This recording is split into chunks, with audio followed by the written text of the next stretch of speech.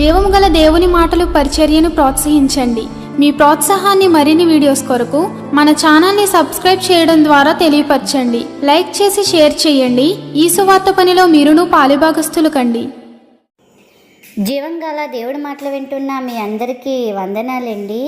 జీవంగల దేవుడి మాటలు ఈరోజు మీతోని నాతోని ఏం మాట్లాడుతున్నారో విన్నావా? మరి ప్రియా దేవుడి సంఘస్థులారా, ఈరోజు వాక్యాంశము మునుపటి కంటే అధిక మేలు.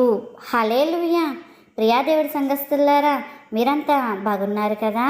దేవుడి కృప చూపించి మనకి మరొక నూతన సంవత్సరం అనుగ్రహించాడండి. మీ అందరికీ హ్యాపీ న్యూ ఇయర్ అండి. మీకు మీ కుటుంబానికి దేవుడు సంపూర్ణమైన ఆరోగ్యాలు సంతోషంతో నింపిని కాక ఆమేన్. దీవించు అంటారు అందరూ, కానీ సంతోషం ఆరోగ్యం ఉంటే ఇది చాలు కదండి. ఇదే కదా గొప్ప దీవెన. దేవుడు ఈ రెండు మీ కుటుంబానికి అనుగ్రహించునుగాక ఆమేన్. మరి దేవుడు నూతన సంవత్సరం మనకు అనుగ్రహించాడు. నూతన జీవితంతో మనం ముందడుగులేస్తూ మునుపటి కంటే మేలులు పొందుకుంటూ ముందుకు సాగిపోదామండి. ఆ రీతిగా మీ హృదయాన్ని సిద్ధపరచుకోండి. ఇంకా ప్రార్థన చేసుకోకపోతే తొందరగా ప్రార్థన చేసుకోండి, బైబిల్ చదవండి. అలాగే ఈ దినము జీవంగల దేవుడి మాటలో ఏం మాట్లాడుతున్నారో మొదటి నుంచి చివరి వరకు విందాం. ఆ రీతిగా మన హృదయాలు సరిచేసుకుని ప్రభు రాకకే సిద్ధపడదాం. ఈరోజు వాక్య భాగము సంఖ్యాకాండము 6వ అధ్యాయం 24వ వచనం. యెహోవా నిన్ను ఆశ్రయించి నిన్ను కాపాడు కాక. హల్లెలూయా ఆమేన్. ప్రియా దేవుడి సంఘస్థులారా, ఈ వచనం ద్వారా దేవుడు మనతో ఈ దినం ఏం చెప్తున్నారంటే, పరిశుద్ధాత్మ ద్వారా ఏం మాట్లాడుతున్నారంటే, అయితే మనం ఈ మాట హబక్కూకు గ్రంథములో చూడండి. సంవత్సరాలు గడుతుండగా నీ కార్యములు నూతన పరచుము. 3వ అధ్యాయము 2వ వచనం ప్రకారం ఇంకొకటి చూస్తే కనుక మనం నీ జీవితంలో నూతన ఆశ్వరం నూతన కార్యాలు ఉండాలని నేను కోరుకుంటున్నాను. అంతే కదండి. సంఖ్యాకాండము 4వ అధ్యాయం 24వ వచనంలో ఇక్కడ యెహోవా నిన్ను ఆస్వాదించు నిన్ను కాపాడు కాక ఆమేన్. అయితే ఇక్కడ చెప్తున్న మాట, అయితే దేవుడు ఆయన ఏమంటున్నారంటే, ఈ నూతన సంవత్సరంలో మిమ్మల్ని కాపాడుతూ మిమ్మల్ని ఆస్వాదించాలని ఆయన కోరుకుంటున్నాడంటే, అయితే ఈ నూతన సంవత్సరంలో మనం కొన్ని మాటలు జ్ఞాపకం చేసుకోవచ్చు. కొన్ని కాదు, ఒక 10 మాటలండి.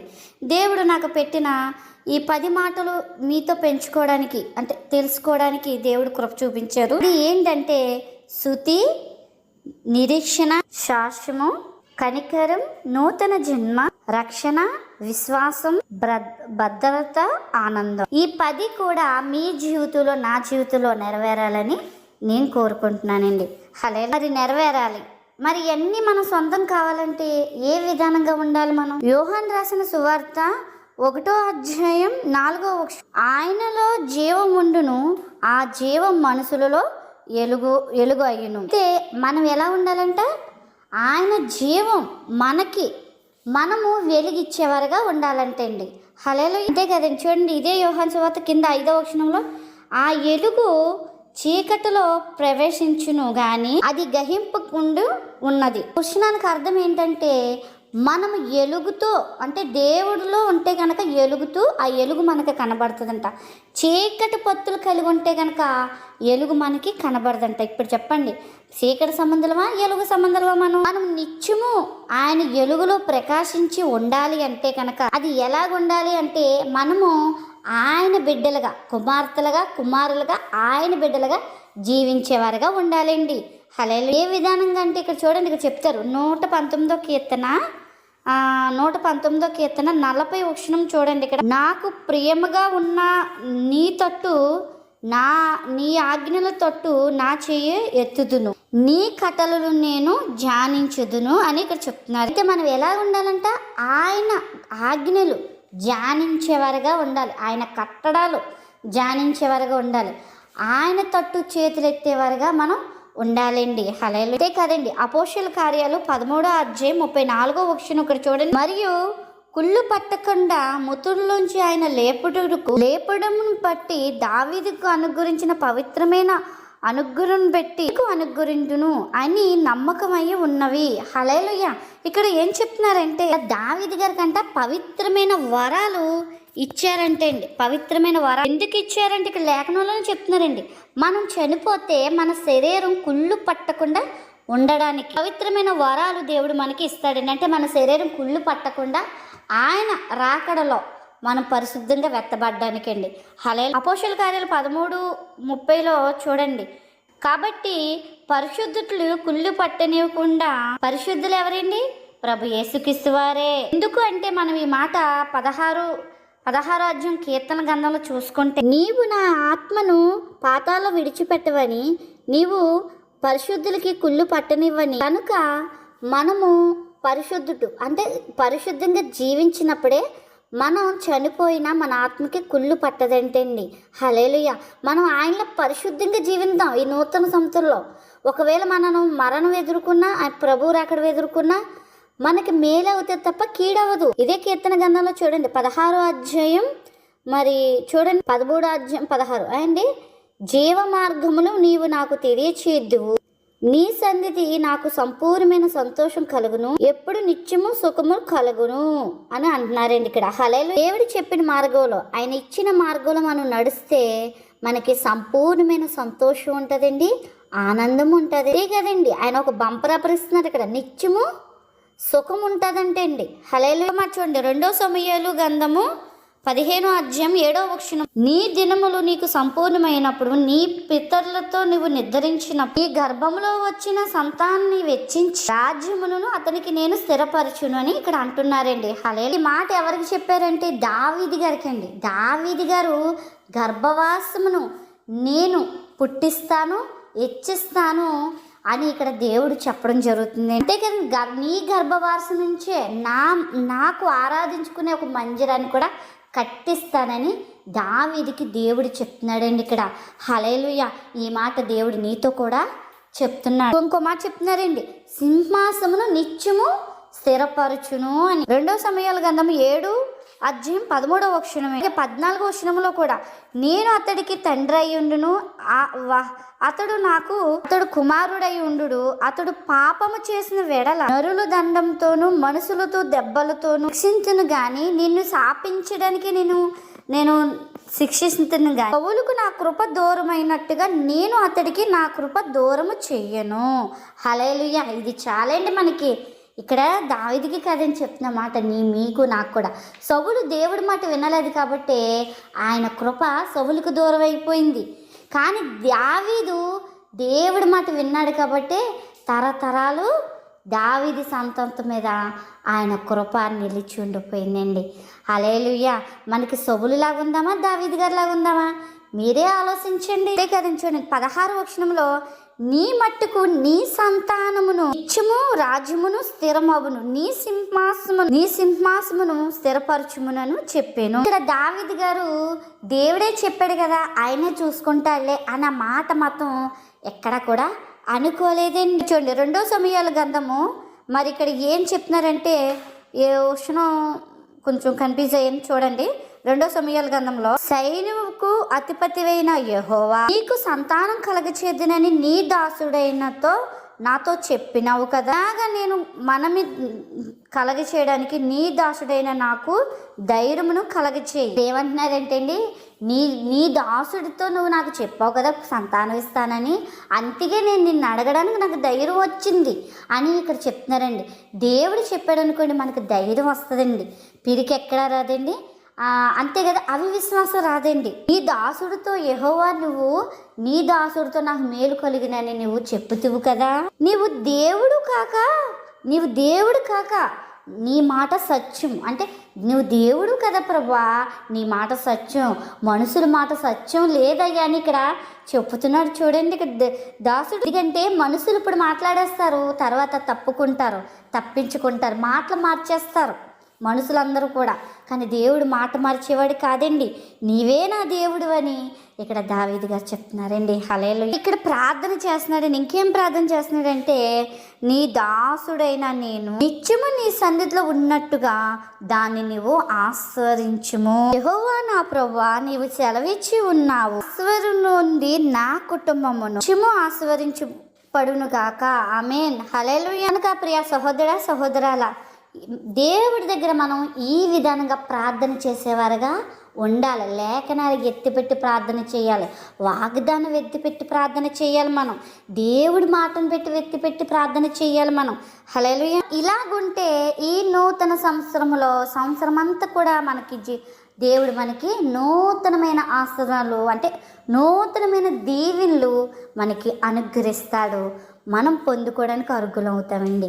హల్లెలూయా. చూడండి, యెషయా గ్రంథము 55వ అధ్యాయం మరి ఇక్కడ చెప్తున్నా చూడండి, మీరు దిక్కు నా వద్దకు రండి, మీరు వినును వెడల మీతో నేను నిత్య నిబంధనమును చేర్చుదు, దావీదుకు చూపిన కృప శాశ్వతమైన కృప నేను మీకు చూపితును అని అంటున్నారండి. హల్లెలూయా. యెషయా ప్రవక్త ద్వారా దేవుడు మీతో ఏం చెప్తున్నారంటే, ఇక్కడ మీరు ఎప్పుడు నా దగ్గరకు వస్తారో శాశ్వతమైన కృప నేను మీకు చూపితును అని చెప్తున్నారు. కీర్తన గ్రంథము 16వ అధ్యాయం 11వ వచనములు ఇక్కడ, జీవ మార్గములు నీవు నాకు తెలియచేద్దువు, నీ సన్నిధి సంపూర్ణమైన సంతోషం కలుగునని, నీ కుడి చేతిలో నిత్య సంతోషములు ఉంటాయని. హల్లెలూయా. అయితే ఇక్కడ చెప్తున్న మాట ఏంటంటే, ఆయనలో నిత్య సుఖాలు నిత్య సంతోషాలు ఉన్నాయని ఇక్కడ చెప్పడం జరిగింది. ప్రార్థించే వారుగా ఉండాలండి. అంటే చూడండి, యోహాను సువార్త 4వ అధ్యాయం 8వ వచనంలో, ఇది ఎక్కడండి, సమరయ స్త్రీ దగ్గరకు వచ్చి ఇక్కడ ఆయన చెప్తారు కదా, ఆమె దగ్గరకు వచ్చి తాగడానికి నాకు దావతాస్తుంది, నీళ్ళు ఇమ్మని అడుగుతారు. అయితే ఆమె, యూదులు అయిన నీవు నన్ను సమరయుని ఎలాగ అడుగుతున్నావు, ఈ విధానంగా నువ్వు నన్ను అడుగుతున్నావు, మీకు మాకు సావాసనం లేదు కదా అని ఇక్కడ చెప్పడం జరిగింది. ఇదే మాట 10వ వచనం చూడండి, నువ్వు నిన్ను అడుగుతున్నవాడు ఎవరని నువ్వు తెలుసుకొని ఉంటే ఆయన నువ్వు అడుగుదువు, ఆయన నీకు జీవజలం ఇచ్చుదుడు అని చెప్తుండు. అంతేకాని 14లో ఏమంటున్నారంటే, ఇక్కడ నేనిచ్చిన నీళ్ళు ఎప్పటికీ దప్పిక ఉండడని ఆమెతో చెప్పు, నిత్య జీవమై వారిలో నీటి బొగ్గువై ఉండు. ఆయన ఇచ్చే నీళ్ళు తాగితే నిత్య జీవం, ఊరని నీటి బొగ్గ ఇప్పుడు జీవజలం ఊట ఉంటుందని ఆ సమరయ స్త్రీకి మరి యేసుక్రీస్తు వారు అక్కడ చెప్పడం జరిగింది. ఈరోజు కూడా నీతో చెప్తున్నాడు ఆయన ఇచ్చే నీరు నువ్వు తాగుతూ ఉంటే నువ్వే ఒక నీటి బొగ్గగా మారుతావంట, నీటి బొగ్గగా మారుతావు. హల్లెలూయా. ఎప్పుడైతే ఆయనలో మనం ఉంటామో నీటి వారిన నాటబడే చెట్టు వలె మనం ఉంటామండి. హల్లెలూయా. చెట్టుగానే ఉంటావు నువ్వు, అంతే కదండి. యోహాను సువార్తలో ఇక్కడ చూడండి, ఇక్కడ జీవం ఉండును, ఆ జీవం మనుషులకు వెలుగై ఉంటుంది కనుక మనం ఆ ఎలుగు కొరకు మనము ఆయనలో ఉండాలి, అంతే కదండి. అపోస్తలుల కార్యాలు 24వ అధ్యాయంలో ఇక్కడ ఏమంటున్నారంటే, ఆయన గురించి దావీదు ఇట్లా అన్నును, వద్ద ఎప్పుడు నేను ప్రభువుని చూతుతిని, ఆయన నా కుడిపాక్షన ఉన్నాడు కాబట్టి నేను కదలచపడును. హల్లెలూయా. కాబట్టి ప్రియ సహోదరాల, నా తల్లిదండ్రులారా, నా అక్క చెల్లెళ్ళారా, నాన్న తమ్ముళ్ళారా, దేవుడు చెప్తున్నమాట, నీవు ఆయనను నిలిచి ఉంటే కదలచ్చపడవు, ఎందుకంటే నీ కుడిపాషన ఆయన ఉన్నాడు. హల్లెలూయా. నూతన సంవత్సరం దేవుడు నీతో చెప్తున్న మాట, నీవు ఆయన పక్షాన ఉంటే నీవు కదలచ్చపడవు. నీవు అనుకో, దేవుడు నా పక్షాన ఉన్నాడు కాబట్టి నేను కదలచ్చపడను అని. పెద్ద చెట్టు, ఒక 100 ఏళ్ళ చెట్టు, ఆ చెట్టుని ఎవరినైనా కదల్చగలరండి? కదల్చలేరు. పెద్ద చెట్టు ఎలా కదల్చలేరో మనం కూడా దేవుళ్ళో అలాగ అంటుకుపోయి ఉంటే పెద్ద వృక్షంగా ఉంటాం, మనల్ని ఎవ్వరు కూడా కదల్చలేరండి. హల్లెలూయా. అపోస్తలుల కార్యాలు 2వ అధ్యాయం 24వ వచనంలో, కావున నా హృదయము ఉల్లసించును, నా నాలుక ఆనందించును, నా శరీరం కూడా నిరీక్షణ కలిగి నిలకడగా ఉండును. హల్లెలూయా. మన శరీరం ఎలా ఉండాలని చెప్తున్నారండి ఇక్కడ, మనం నిరీక్షణ కలిగి నిలకడగా ఉండాలంట. ఇక్కడ కూడా ఏమన్నా నిలకడ కలిగి ఆయనలో ఉండాలంటే పరీక్షించుకోవాలి, ఇలాగ ఉన్నామా లేదా, అటువంటి జీవితం కలిగి ఉన్నామా లేదా, స్థిరపడ్డామా లేదా, నిలకడగా ఉన్నామా లేదా, మనం పరీక్షించుకుంటూ స్థిరపడాలి. అదే అపోస్తలుల కార్యంలో 2:8వ వచనంలో చూడండి, నాకు జీవ మార్గమును తెలిపితివి, నీ దర్శనం అనుగురించి నాకు ఉల్లాసమును తెలిపితి. ఈ నూతన సంవత్సరంలో మనము ఎలా ఉండాలండి? జీవ మార్గం తెలుసుకునే వారిగా ఉండాలి. ఆయన ఇచ్చే దర్శనాలు పొందుకుంటూ, ఆయన దర్శనాలు చూస్తూ మనం ఉల్లాసంగా ఆయనలో గడపాలి. దేవుడు మన పట్ల సాక్ష్యం చెప్పేవారుగా మనం ఉండాలండి. అంతే కదండి. చూడండి, సంఖ్యాకాండము 11వ అధ్యాయంలో 24వ వచనంలో, నా సేవకుడైన కాలేబు మంచి మనసు కలిగి పూర్ణ మనసుతో మరి సంచరించిన హేతువు చేత పూర్వ దేశంలో నేను ప్రవేశపెట్టుదును అని అంటుదునే. కనుక మనం కాలేబు వారిగా అంటే అతనిలాగా కొన్ని లక్షల్ని నడిపించాడండి. అతనిలాగా దేవుడి పట్ల మనం ఉందామండి. అలా ఉంటే దేవుడే మన పట్ల ఒక సాక్షిగా శ్రద్ధగా ఆయన చెప్తూ ఉంటాడండి. మనం చెప్పుకోవడం కాదండి, దేవుడు చెప్తే తిరిగి ఉండదండి ఆ సాక్ష్యానికి. మనకి మనుషులు ఏముందండి, ఈరోజు నచ్చితే పొగుడుతారు, నచ్చపోతే రాళ్ళెచ్చి కొడతారు. కానీ దేవుడు పొగిడితే తిరిగి ఉండదండి. హల్లెలూయా. పరమకాండము ఆయన ఇద్దరు భక్తులు వస్తారని చెప్పి ఉన్నారండి. అది ఎవరంటే కాలేబు. ఇద్దరు వస్తారని చెప్పి ఉన్నారు. కాబట్టి మనము కూడా ఆ ఇద్దరులాగా కాలేబు వారిలాగే మనం ఉండాలని మన జీవితాలు సిద్ధపరచుకోవాలండి ఈ నూతన సంవత్సరం. మనం అలాగుంటే దేవుడు మనకు ఏది అడిగితే అది ఇస్తాడంటే అంతే కదండి.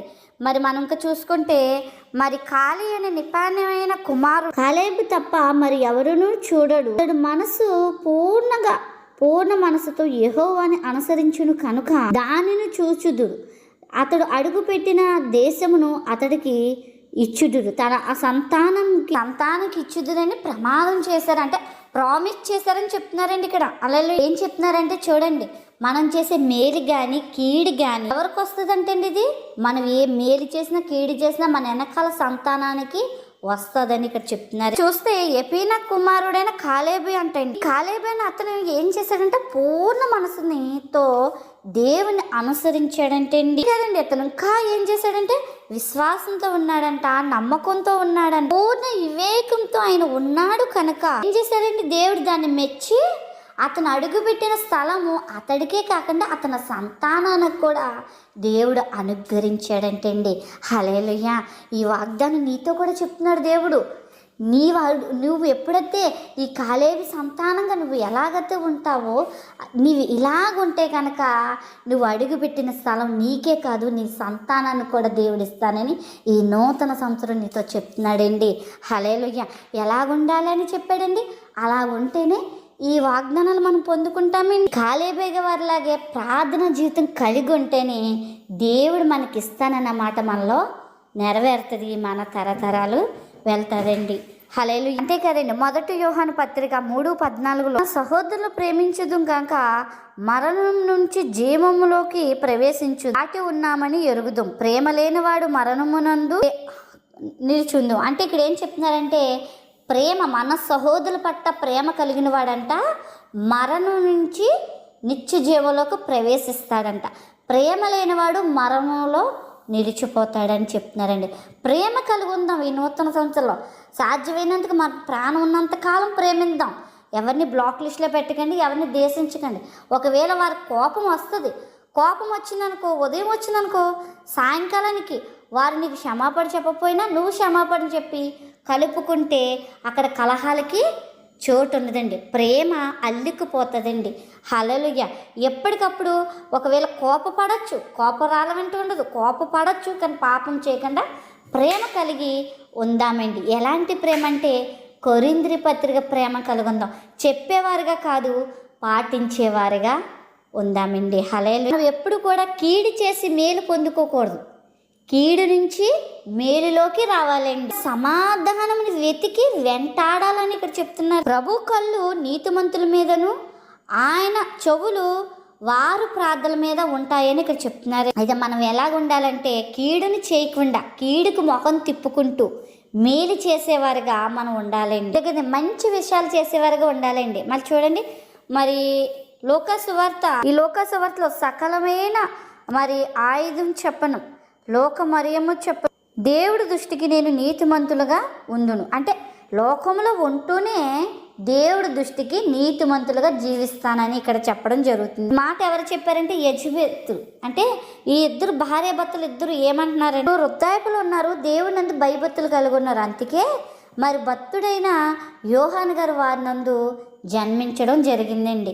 హల్లెలూయా. మనము కూడా ఈ నూతన సంవత్సరంలో సకల ఆజ్ఞలు, ఆయన ఆజ్ఞలు అన్నీ కూడా అనుసరించేవారుగా ఉందామండి. యెహోషువ 3:1 యెహోషువ ఏకూజామున లేచి మరి అతను అందరినీ సమకూర్చుకు విత్తే నుంచి యోధానికి మరి దాటక ముందే ఇక్కడ చూసుకుంటే ఇక్కడ విత్తమైన ప్రాంతం అంటే అది పాపమైన ప్రాంతం అని చెప్తున్నారు. ఇక్కడ వీళ్ళు పాప జీవితాలు అన్నీ విడిచిపెట్టుకుని యోధాని వైపుకు ప్రయాణం చేశారంటే మనం కూడా పాత సంవత్సరంలో మన పాపాలు కోపాలు అన్నీ విడిచిపెట్టి మన ఈ నూతన సంవత్సరంలోకి అడుగు పెట్టుకొని సాగిపోవాలండి, తెచ్చుకోకూడదయ్యి. మరి ఈ నూతన సంవత్సరంలో మన ముందు చెప్పుకుని 10 సూత్రాలు పాటిస్తూ మరి మనం దావీదు గారి వల్లే ఉండాలి. మరి గొర్రెల కాపరంటే వీరికి చాలా అసహ్యం కానీ ఐగుప్తు వారికి. కానీ ఎందుకంటే ఈ గొర్రెల కాపరి వారు ఎక్కడ బట్టి అక్కడ ఉంటారు. ఎందుకంటే గొర్రెలు కాసే వాళ్ళు కొంచెం అసహ్యంగా ఉండొచ్చు, శుద్ధి శుభ్రం ఉండదు, ఎక్కడ బట్టి అక్కడ ఉంటారు.